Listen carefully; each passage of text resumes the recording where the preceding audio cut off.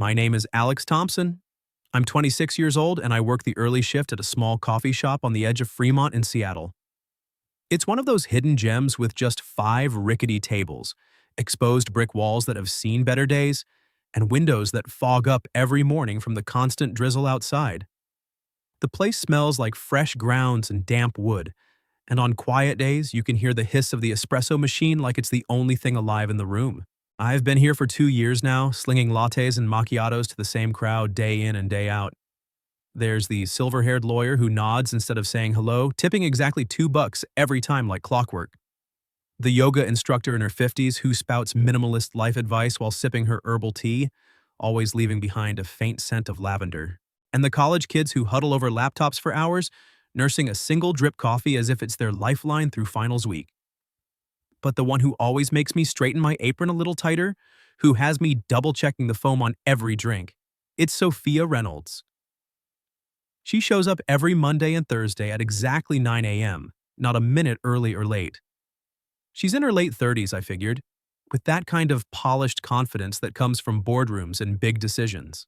Always in a sharp suit the color of slate, draped in a long coat that brushes her knees, her blonde hair pulled back neatly, and those sharp blue eyes that seem to see right through the steam rising from the cups.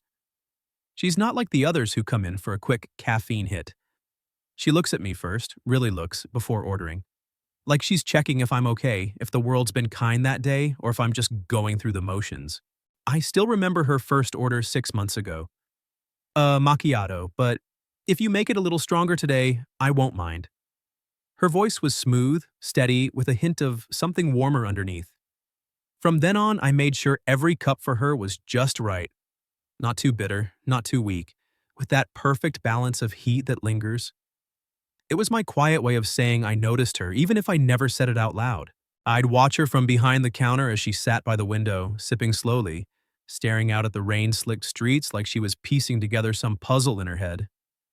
Sometimes she'd smile faintly at nothing, and I'd wonder what it would take to make that smile real, directed at me. That Monday morning started like any other.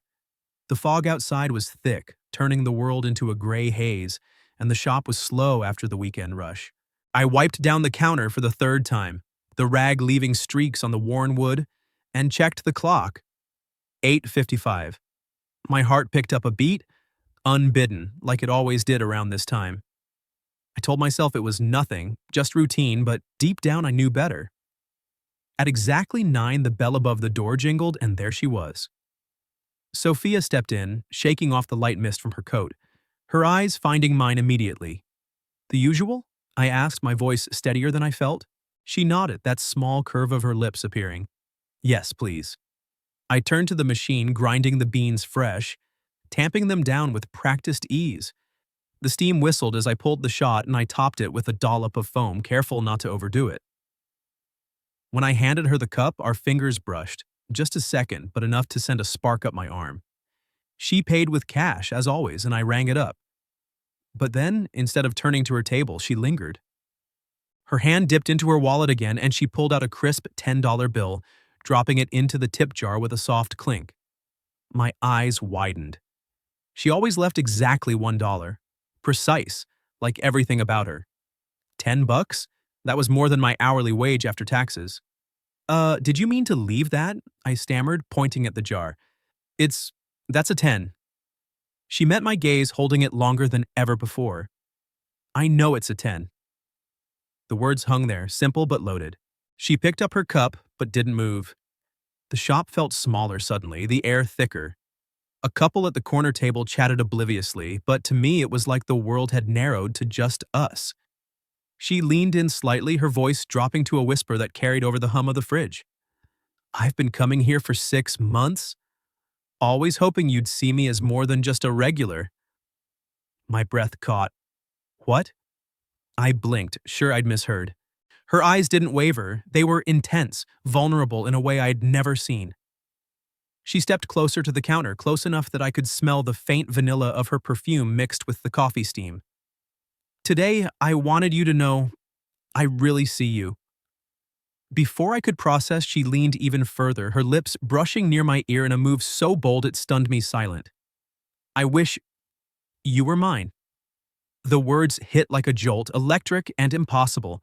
She pulled back. Her cheeks flushed just a touch, but her expression steady.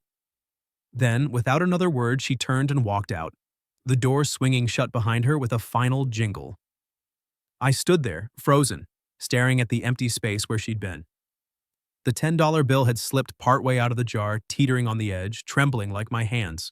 My mind raced. Had that just happened? Sophia Reynolds, the woman who seemed worlds away, had just confessed something raw, right here in my dingy coffee shop. The lawyer at the table cleared his throat, snapping me back, but I barely heard him.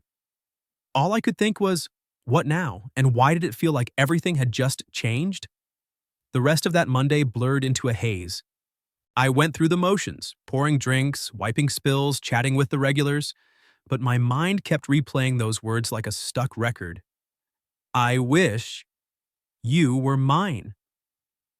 The $10 bill sat in the jar until closing, a reminder that something had shifted, something I wasn't sure I was ready for. Who was Sophia Reynolds, really?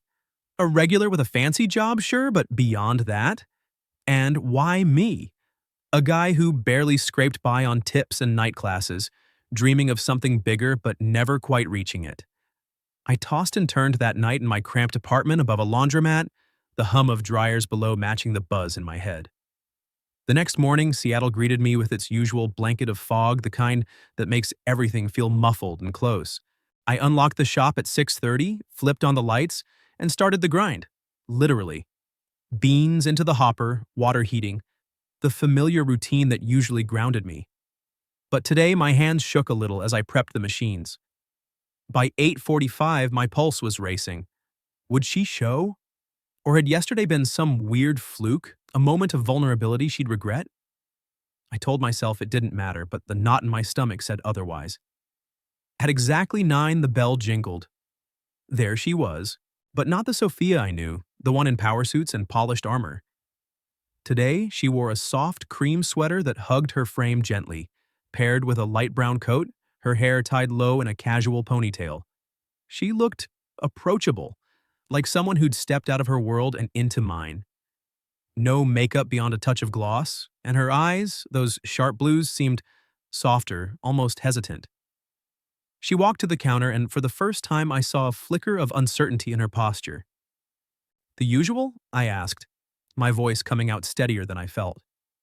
She nodded, but her gaze lingered on me. "Yes, please." I turned to make the macchiato, my back to her, but I could feel her eyes following my movements. The steam rose, the foam settled perfectly, and when I handed it over, our fingers didn't brush this time. She paid but didn't move. The shop was empty except for a lone student in the corner, headphones on, oblivious. "Are you mad at me?" she asked softly, like the words had been weighing on her all night. I blinked, caught off guard. "No, not mad, just confused.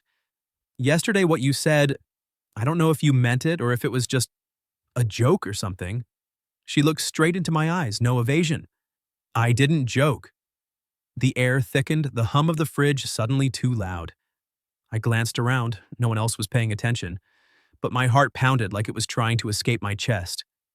"Do you still want to talk about it?" She nodded faintly. "Only if you do." I checked the clock. "Give me a minute." I called out to my manager in the back, asking for a quick break. He grumbled but waved me off. Slow morning.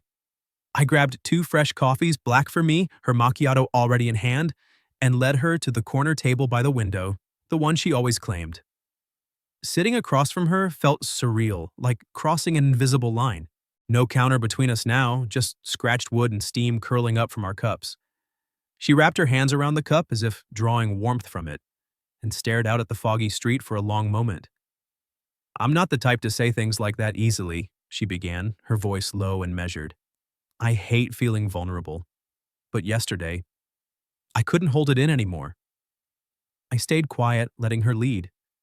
She took a breath, her fingers tightening on the cup. I was married for 8 years, to a man who had a way of making me feel not enough, not pretty enough, not gentle enough, not lovable enough, not worth staying for. Her words hit me like a slow wave, eroding something inside. I'd always seen her as unbreakable, this poised woman who commanded whatever room she entered. But here she was, peeling back layers, revealing cracks I'd never imagined. I gripped my own cup tighter. I'm sorry, that sounds awful. She gave a tired smile, the kind that doesn't reach the eyes. I divorced him 2 years ago. Everyone says I'm strong, successful, but no one knows about the nights I sit in my apartment, staring at my laptop screen, wondering if I'd even be missed if I just vanished. My throat tightened. I pictured her in some high-rise condo, alone with her thoughts, the city lights mocking her isolation. That's heavy, I managed. I had no idea. She turned back to me, her gaze piercing but soft. And then I met you. You didn't know who I was. You didn't ask about my job, my bank account, my status. You just handed me a coffee the way I liked it and said something silly one day. I frowned. What did I say? You'll make it through, I'm sure of it. Her voice lightened just a fraction, mimicking mine from that day. I remembered now. She'd come in with red-rimmed eyes, probably after a rough meeting or something. I'd said it casually like I would to anyone having a bad day. Didn't think it'd stick. I felt a flush creep up my neck. It was nothing. It was everything, she countered. In a world where people see my title first, you saw me. Now it was my turn. I stared at my hands, calloused from scrubbing pots, nails perpetually stained with coffee grounds. I'm just a barista, I said quietly. Nights, I take community college classes, dreaming of opening a little center for kids who don't have guidance. Teach them skills, give them a place to belong. But dreams don't pay rent, you know? She didn't laugh or pity me. Instead, she looked at me with real respect, the kind that made my chest ache. You don't need money to have value, she said firmly. I've met enough rich men. They buy flowers, wine, shiny things, but they've never looked at me like a person. I lifted my eyes to hers. Hers were glistening now, not quite tearing up, but close. I don't need a rich man, she continued, her voice dropping. I need someone who sees me. The words hung between us, raw and real. My heart hammered, not from the confession, but from the truth of it all. Here was Sophia, older, experienced, someone who could have anyone sitting in this dingy shop saying she needed to be seen. And in that moment, I realized the real danger wasn't her feelings for me. It was mine for her, budding quietly all these months. So, yesterday, when you said you wished I was yours, are you afraid you'll regret it? I asked softly, barely above a whisper. She set her cup down, her eyes never leaving mine. I'm only afraid you'll disappear like everyone else. I swallowed hard. I didn't promise anything. I couldn't, not yet. But I didn't pull away either. I don't know what I can give you, I admitted. But I can sit here a little longer if you want. She nodded slightly, and for the first time in 6 months she smiled. A real one, free of suits and status, just a woman needing someone who wouldn't look away. When my break ended and I headed back to the counter, she slipped away quietly. But under her empty cup there was a folded note. I opened it, my fingers trembling. Thank you for seeing me.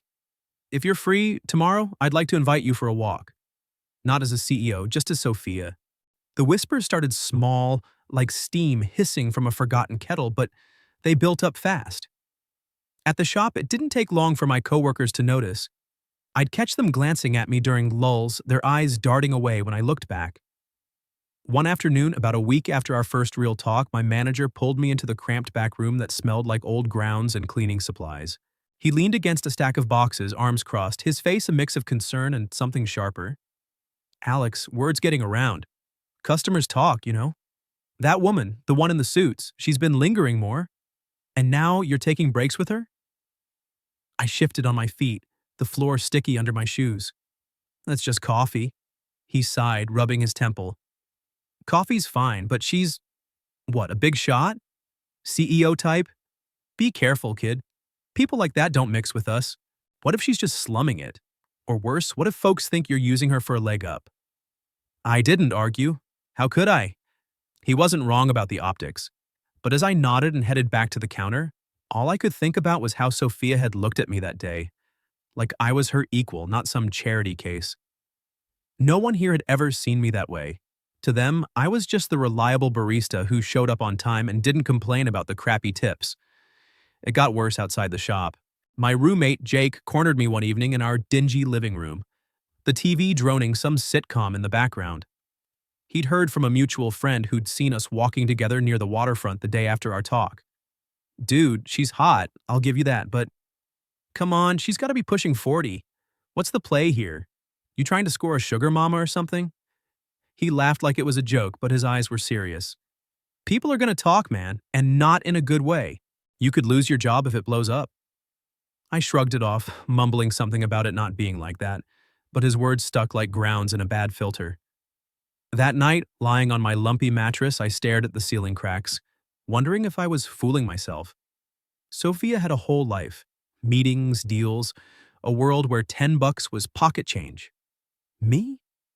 I was still scraping by, dreaming of that community center while washing endless mugs. For Sophia, the backlash hit harder, like a storm she couldn't outrun. She told me about it over a quiet dinner at her place a few nights later.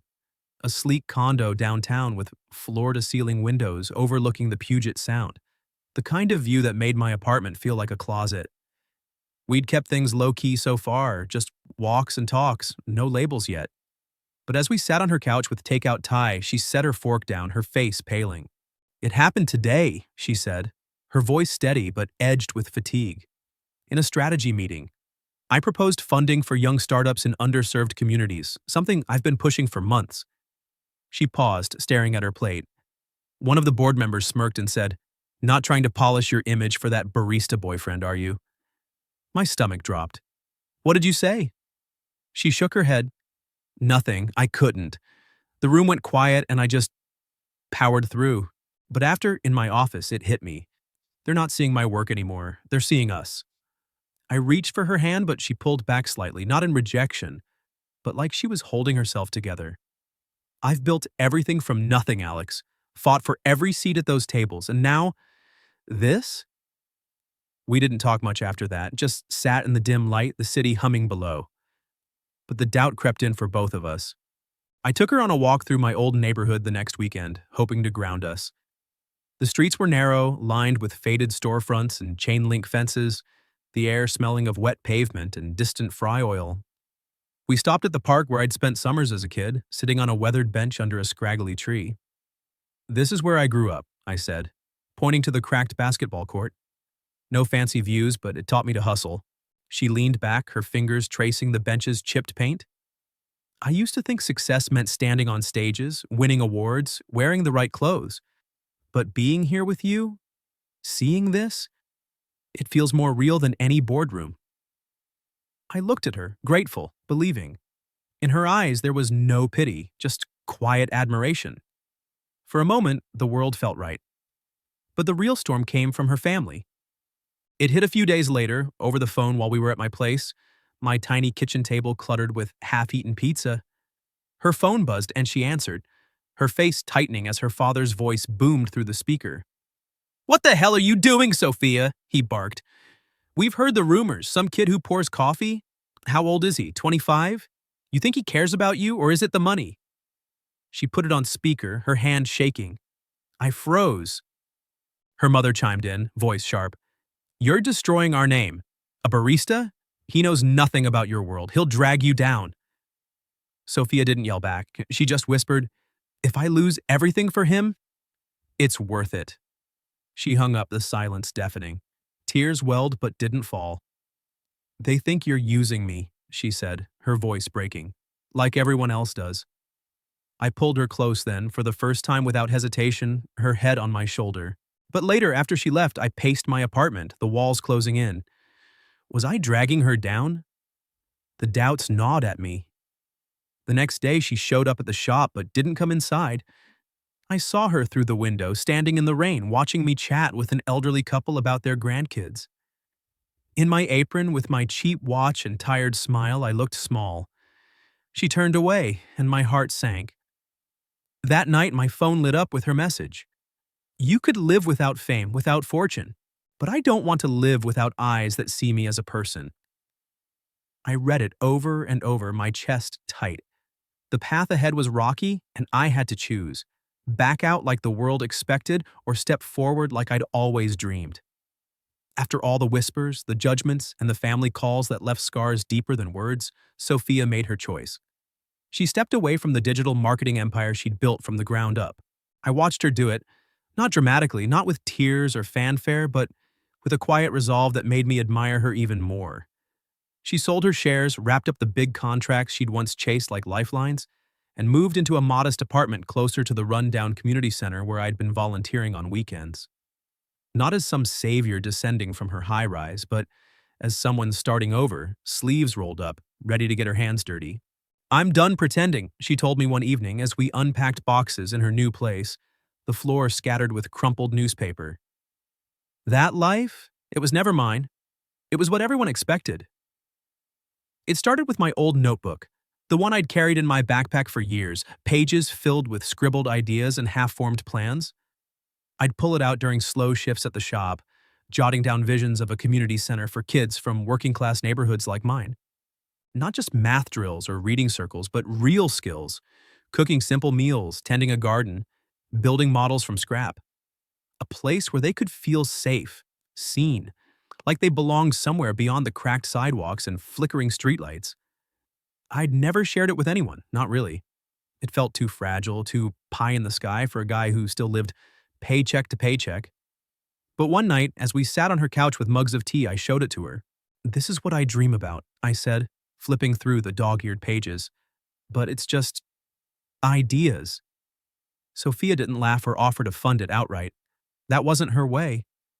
Instead, she leaned in, her eyes lighting up in that focused way I'd come to love. "Let me show you how to make it real," she said, without needing someone like me to bankroll it. We dove in together, hour after hour, turning my sketches into something solid. She taught me how to draft grant proposals, her experience from boardrooms shining through as she broke down the jargon into steps I could follow. I'd sketch floor plans on napkins and she'd refine them, researching zoning laws late into the night on her laptop. We'd call nonprofits during my lunch breaks, her voice steady on the line while I paced the back alley behind the shop. It wasn't glamorous, arguments over budgets, rejections from funders who saw us as amateurs, but it bonded us. For the first time, I felt like we were building something together, not just stealing moments. With the funds we scraped together from a small crowdfunding campaign, mostly from locals who'd heard about it through word of mouth, we rented our first space. A ground floor room in an old community building, walls peeling and floors scuffed, but ours. We hauled in secondhand tables, hung a chipped whiteboard, and stacked plastic chairs in the corner. The first session was chaos. 13 kids showed up, ages ranging from 8 to 15, eyes wide with curiosity or skepticism. I led a simple workshop on building birdhouses from recycled wood, my hands steady as I demonstrated the cuts. Sophia was there, not directing, but helping, brewing tea in mismatched mugs, washing paintbrushes, showing two girls how to fold paper into origami boxes. No one called her ma'am or whispered about her past life. She didn't wear her old suits or flash her credentials. In jeans and a faded sweater, she blended in, laughing, when a kid spilled glue on her sleeve. I caught her eye across the room and she smiled. That real one, free and unburdened. "This is the first time I've felt like myself in years," she whispered later as we cleaned up, the kids' chatter echoing out the door. But the world doesn't let go that easily. The doubts and digs came roaring back, this time amplified. A local online rag ran a story with a clickbait headline, "Former CEO uses barista Bo to polish image with poor kids' charity?" They twisted it all, photos of Sophia kneeling next to a girl during craft time, captioned with snide remarks about white savior vibes. Social media exploded. Anonymous accounts posting, "Fake as hell," always playing the hero in her white knight armor. Threads filled with speculation. She's just using those kids to rehab her rep after ditching her fancy job for some young fling. I saw the toll it took on her. That night, after reading the comments, she sat on the edge of the bed in her apartment, shoulders slumped. "Do you think that's what I am?" she asked, her voice small for the first time. "A white savior faking it all?" I knelt in front of her, taking her hands. "No," I said firmly. You're the one who believed in this dream when it was just scribbles in a notebook. But yeah, if we want to do this right, we can't be the faces up front. It hurt to say, but I knew it was true. The center wasn't about us. It was about the community. Sophia didn't fight it. Instead, she stepped back with grace. She pulled her name from every document, transferred the building rights to a local nonprofit board with reps from the neighborhood, people who'd lived the struggles we were trying to address. She stayed on as a volunteer, anonymous in the background. No speeches, no press releases, just showing up to help where needed. At the first official meeting after the restructure, I stood at the front of the room, heart pounding, as I addressed the small group of parents, kids, and volunteers. Sophia sat in the back row in a simple gray sweater, watching quietly. The person who unlocked the first door for this place, I said, my voice steady, isn't standing on stage anymore, but because of that, I've learned to stand up and teach others to do the same. That night, as we walked out under the streetlights, the air crisp with fall, Sophia slipped her hand into mine. "Thank you for not needing me to shine," she said softly, but still choosing to hold my hand in the shadows. I squeezed back. "It's because you don't demand the light that I see you glowing the brightest." Loving each other didn't require titles, just facing the same direction. Every early morning at the new community center, I'd arrive before anyone else, the keys jangling in my pocket as I unlocked the door. The space smelled like fresh paint and possibility, even after months of use. I'd stick wildflowers from the roadside into mismatched vases on the tables, check the art supplies, and wipe away yesterday's smudges from the walls with the hem of my old shirt. Sophia would show up a little later, carrying homemade muffins or stacks of donated books, her smile no longer carrying the weight of exhaustion. We'd exchange a quick glance across the room. No public hugs, no hand-holding in front of volunteers or kids. No one called her my girlfriend, and no one referred to me as her partner. But the children noticed the little things. How she'd always end up sitting next to me during story time, how I'd pour her tea without asking, how, when she looked tired after a long session, I'd rest my hand lightly on her shoulder. It was enough. Our life together wasn't labeled, but it was full. Quiet rhythms that healed us both in ways words couldn't capture. In those moments, I saw her transform. The woman who'd once commanded boardrooms now knelt on the floor with a group of 8-year-olds, teaching them to fold paper cranes without a trace of her old armor. She'd laugh when one crumpled into a mess, her eyes crinkling in genuine joy. "See? Even mistakes can fly if you try again," she'd say, and I'd watch from the corner, my heart swelling. For me, the center was my dream come true. Not just a place for kids to learn, but a refuge where I finally felt like I was building something lasting. Sophia didn't insert herself as the hero. She was content in the background, washing brushes or organizing supplies. "This is freedom," she whispered to me one afternoon as we stacked chairs after a class. "No spotlights, no expectations, just being." I nodded, pulling her into a quick embrace when no one was looking.